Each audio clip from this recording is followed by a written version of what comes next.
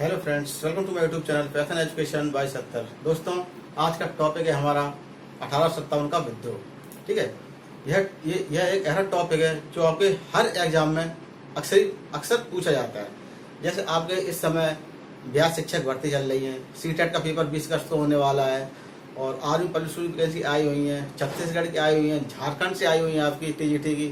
ठीक है, तो ऐसे कई और शिक्षक भर्तियां हैं जो आने वाली हैं और वर्तमान में चल रही हैं। हर शिक्षक भर्ती में ये बहुत ही महत्वपूर्ण टॉपिक है। ये इसमें से एक एक क्वेश्चन आपका बनता ही बनता है। तो दोस्तों, वीडियो देखिएगा, बहुत कुछ इस वीडियो से आपको मिलेगा। यह एक ऐसा वीडियो बना है जो आपको मतलब और कुछ चीज़ देखने की जरूरत नहीं पड़ेगी इस वीडियो देखने के अलावा। तो देखिए आप वीडियो में, चलते हैं, वीडियो शुरू करते हैं। आज का हमारा टॉपिक है 1857 का विद्रोह। तो इसकी भूमिका कैसे बनी? भूमिका बन गया ब्रिटिश पीएम पामेस्टन। ठीक है, ब्रिटिश पीएम पामेस्टन, भारत का गवर्नर जनरल कौन? कैनिंग। ठीक है, 1857 का विद्रोह का प्रतीक चिन्ह क्या था आपका? रोटी और कमल। बहुत इंपॉर्टेंट, मोस्ट इंपॉर्टेंट, या वो पूछते हैं। ठीक है, बहुत पूछते हैं। सेनापति इसका था आपका कैम्पबेल। ठीक है, और उस समय मुगल बादशाह कौन था आपका? बहादुर शाह जफर द्वितीय। ठीक है, तो ये एक पॉइंट हो गया आपका। ठीक है, अब देखो इसका स्वरूप, विद्रोह का स्वरूप कैसा था? अपने शब्दों में कुछ विद्वानों ने इसको कैसे परिभाषित किया है। देखिए, भारत प्रथम स्वतंत्रता संग्राम था। ये किसने कहा आपका? वीडी सावरकर साहब ने। ठीक है, किसने कहा है? वीडी सावरकर ने। न प्रथम, न द्वितीय, न स्वतंत्रता संग्राम। ठीक है, ये किसने कहा आपका? आरसी मजूमदार। ठीक है, आरसी मजूमदार ने क्या कहा है? ये ना तो प्रथम, ना तो द्वितीय, और ना ये स्वतंत्रता संग्राम था। ठीक है, ये कहा आपका आरसी मजूमदार ने। अब देखिए बेंजामिन साहब ने क्या कहा है? यह एक राष्ट्रीय विद्रोह था। क्या था? यह एक राष्ट्रीय विद्रोह था। यह आपका कहा है किसने? बेंजामिन ने। ठीक है, बेंजामिन। अब देखिए इस विद्रोह का तत्कालिक कारण क्या था जो है विद्रोह हुआ? 34वीं बटालियन का जो एक वो सैनिक थे ना, 34वीं बटालियन के सैनिक, जिनका नाम था मंगल पांडे, उन्होंने सबसे पहले यह विद्रोह किया। विद्रोह करने का कारण क्या था उनके?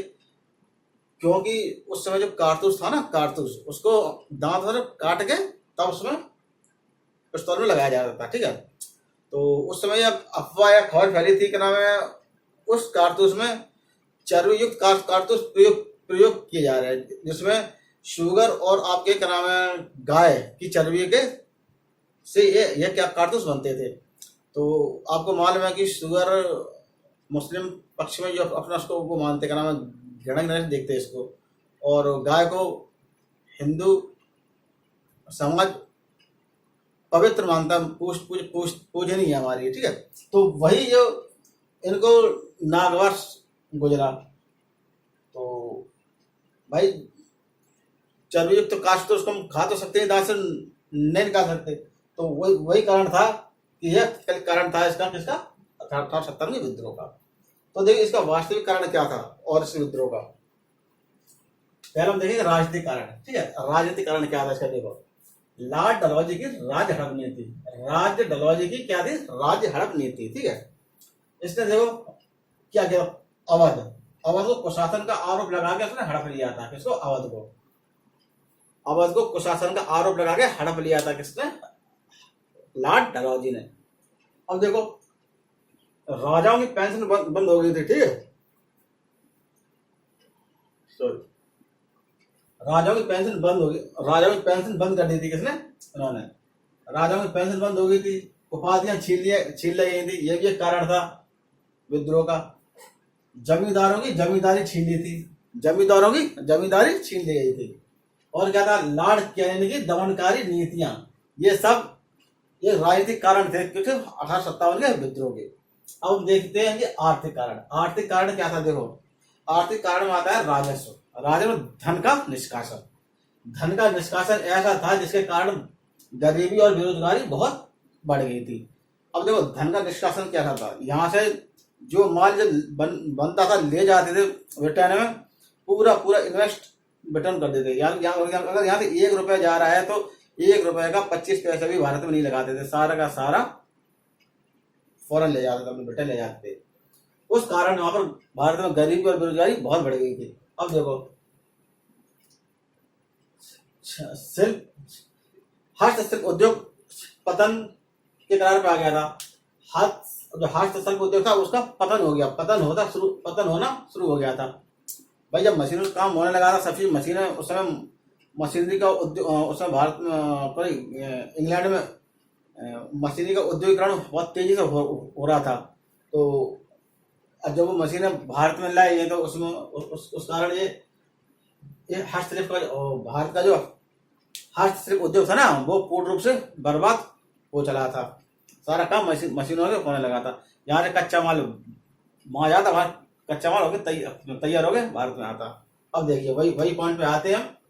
कच्चे माल पर बल देने पर भारतीय अर्थव्यवस्था का औद्योगिकरण हो गया था। देखो कच्चे माल पर बल देने पर भारतीय अर्थव्यवस्था का भी औद्योगिकरण हो गया था। मतलब यहाँ से जो कच्चा माल जो ले जाते थे ना ब्रिटेन में, मशीनों द्वारा उसे जल्दी तैयार करके वही माल भारत में ऊंचे दाम में बेचा करते थे।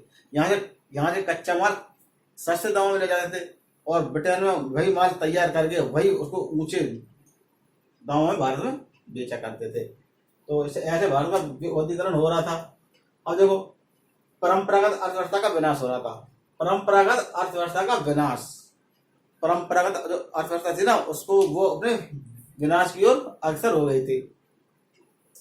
एक कारण था अस्थायी बंदोबस्त भी था। अस्थायी बंदोबस्त कारण क्या था? 1/10 या 1/11 का वो था अनुपात इनका।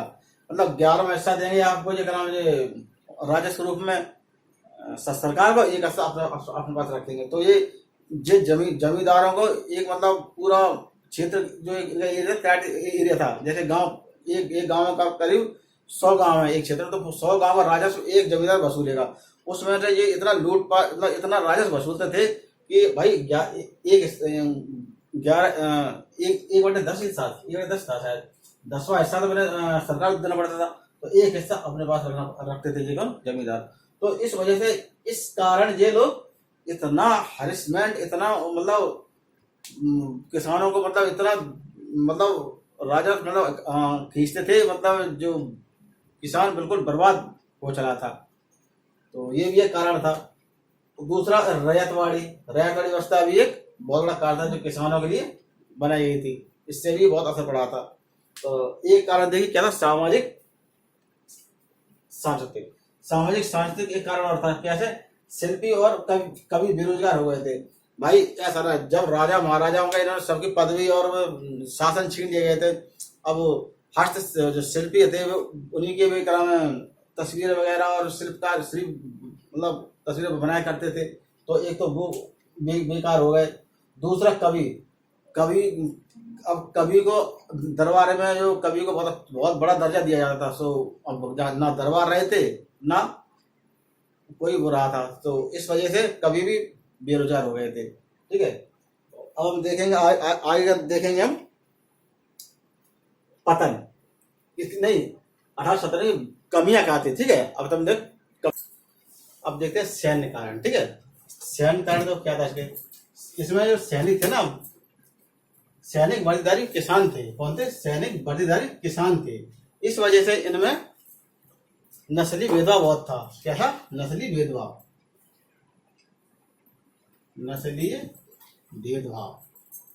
इसलिए इनमें नस्ली भेदभाव बहुत था, क्योंकि हर तरह के किसान थे, हर तरह का आदमी था उसमें, उच्च जाति का, निम्न जाति का, ठीक है, सब थे इसमें।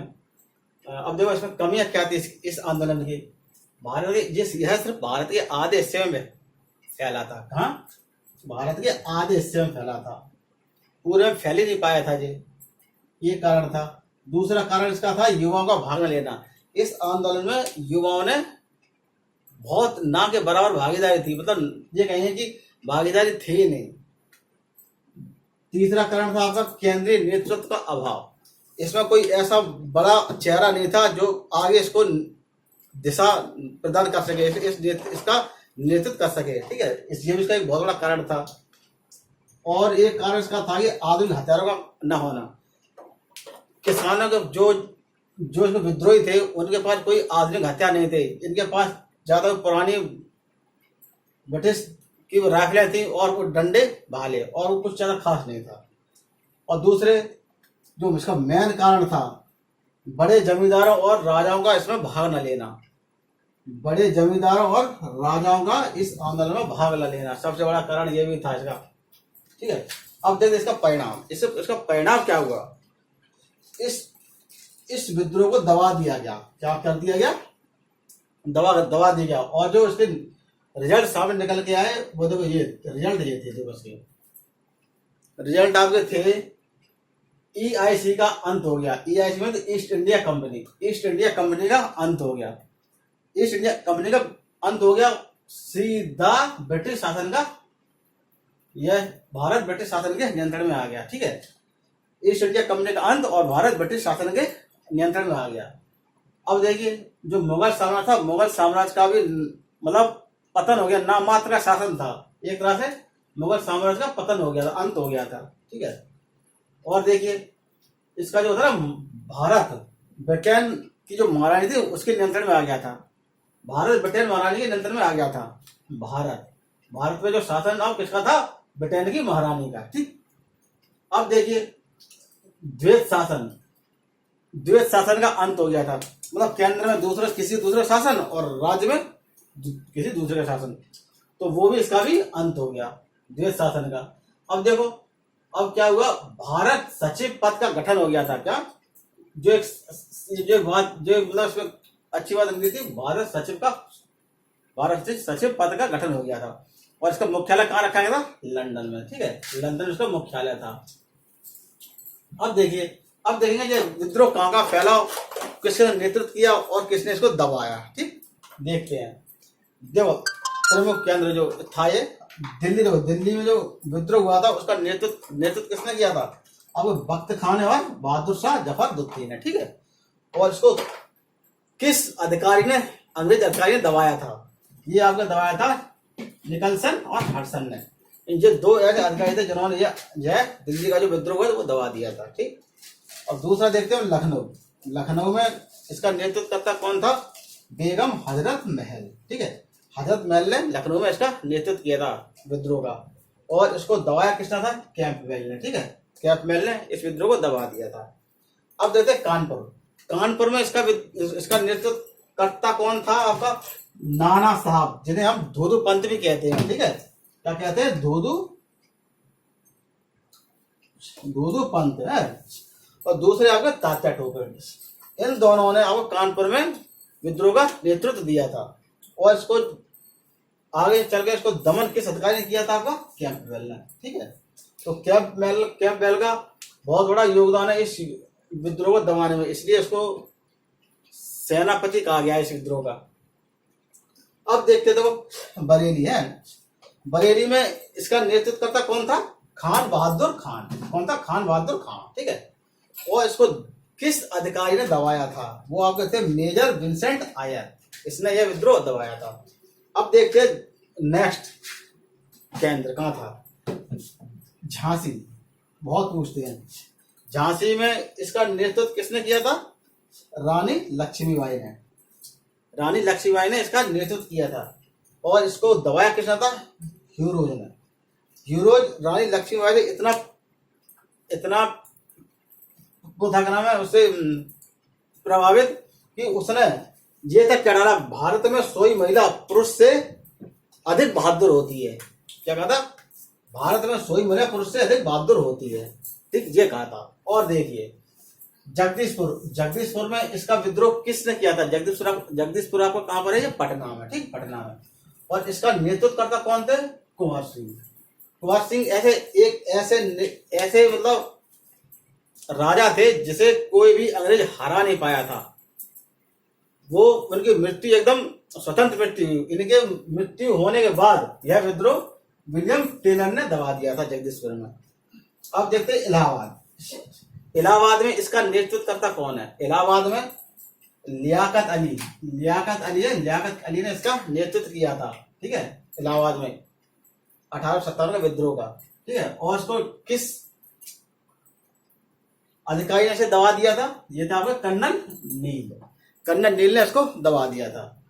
अब देखिए फैजाबाद, फैजाबाद में इसका नेतृत्वकर्ता कौन था? ये थे आपका मौलवी अहमदुल्ला, मौलवी अहमदुल्ला, ठीक है, अहमदुल्ला। और इसको दबाने वाले अधिकारी थे आपके कर्नल रेनाल्ड।